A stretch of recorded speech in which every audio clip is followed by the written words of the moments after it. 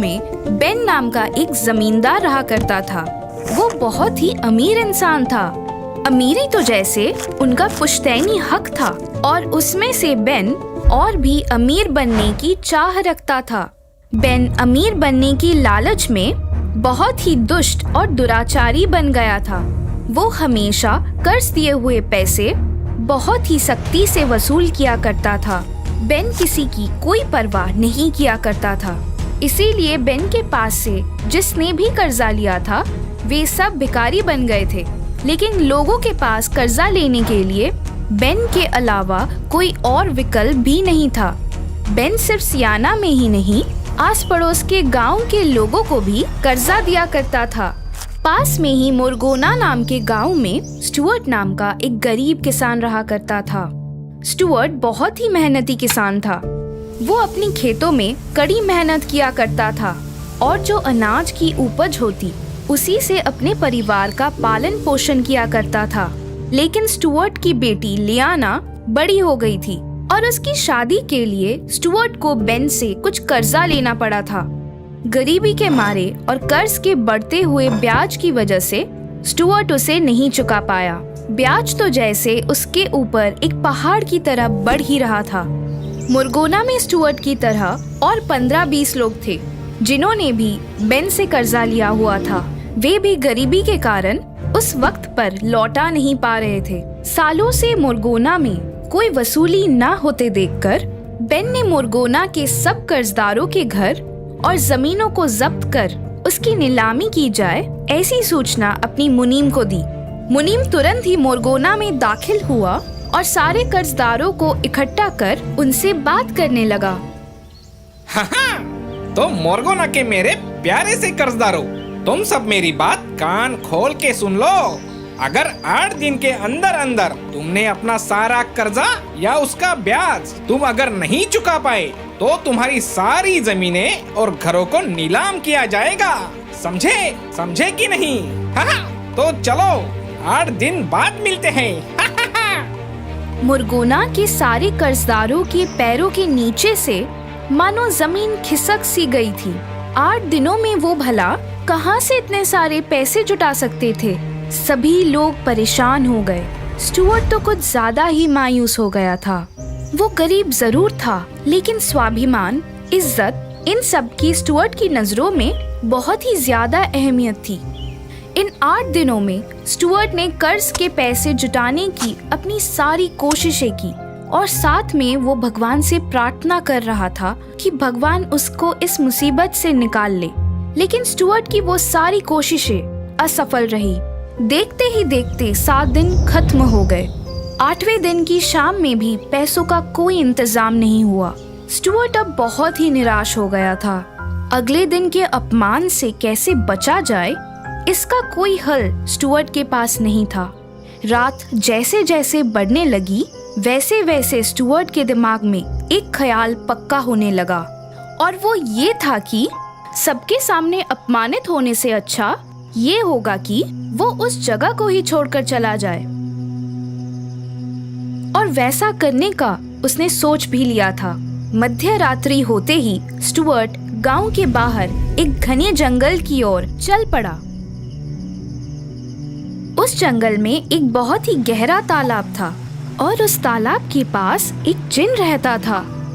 थोड़ी देर चलने के बाद स्टुअर्ट को एक तालाब दिखा। चांद की रोशनी से वो तालाब रात में झिलमिला रहा था। स्टुअर्ट ने सोचा एक बार भगवान को याद किया जाए। ये सोचकर स्टुअर्ट उस तालाब के किनारे घुटनों पर बैठकर अपनी आंखें बंद कर कुछ बोल रहा था।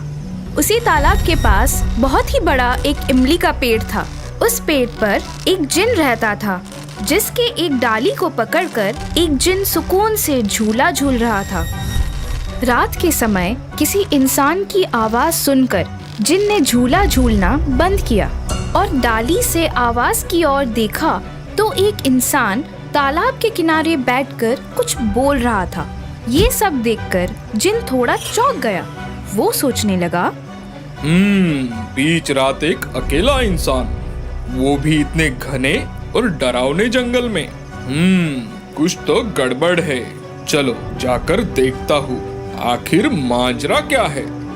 स्टुअर्ट अपनी प्रार्थना खत्म कर वहाँ से आगे बढ़ने वाला था, तभी अचानक जिन उसके सामने जाकर खड़ा हो गया और जोर जोर से हंसने लगा।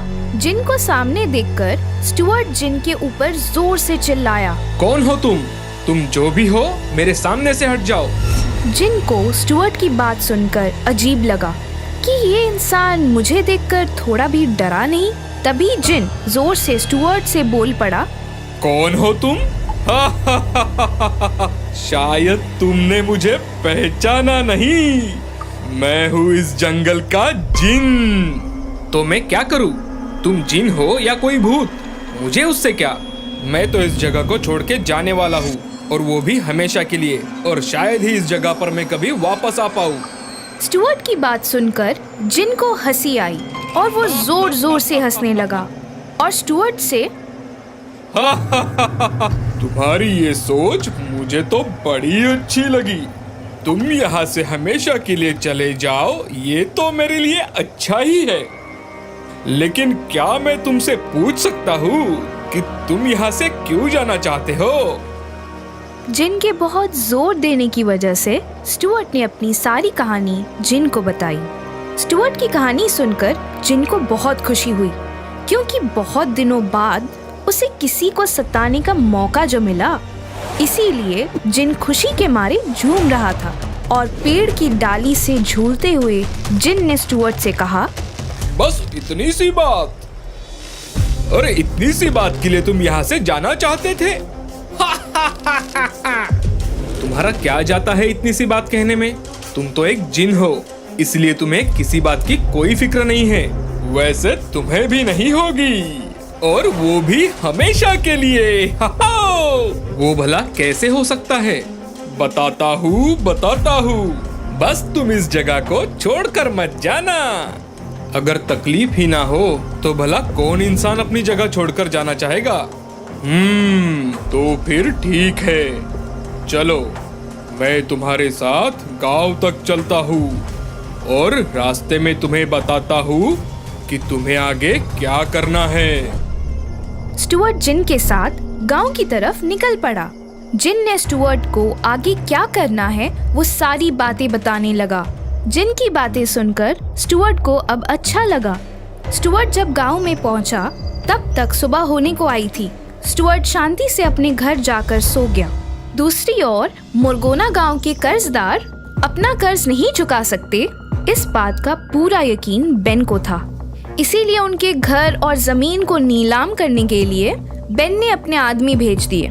थोड़ी देर सोने के बाद स्टुअर्ट अपने गांव के जमींदार के पास गया। स्टुअर्ट को घर आते देख जमींदार को लगा कि स्टुअर्ट पैसे मांगने आया है। तभी जमींदार बड़े दुखी आवाज में स्टुअर्ट से, स्टुअर्ट, मैं आप सब लोगों की मुसीबत समझ सकता हूँ, लेकिन मुझे माफ करना स्टुअर्ट। तुम सब लोगों का कर्जा चुका सकूं, इतनी बड़ी रकम तो मेरे पास नहीं है। कृपया मुझे माफ कर देना स्टुअर्ट। गांव के जमींदार उतने सक्षम नहीं है, ये बात स्टुअर्ट को पता थी। इसीलिए स्टुअर्ट ने बड़े ही शालीनता से जमींदार से कहा, नहीं जमींदार जी, मैं आपको ऐसे धर्म संकट में नहीं डालना चाहता। मैं तो बस आपसे ये कहने आया था कि आप बस मेरे साथ गांव की सीमा तक चलिए। कल रात निराश होकर मैं जंगल की ओर चल पड़ा था, लेकिन वन देवता ने मुझ पर कृपा कर मुझे कुछ धन दिया है।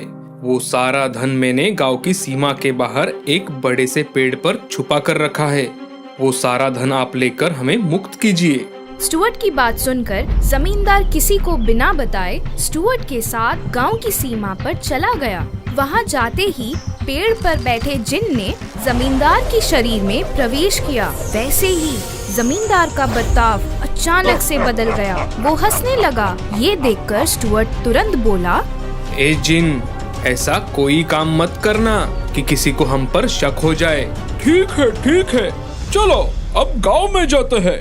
अब नीलामी शुरू ही होने वाली होगी। स्टुअर्ट और जमींदार जब गांव में आए तो उन्होंने देखा बेन का एक आदमी बीचों बीच खड़े होकर नीलामी की शुरुआत करने वाला था। जैसे ही नीलामी शुरू हुई वैसे ही जमींदार के अंदर का जिन जानबूझकर कीमत बढ़ाने लगा।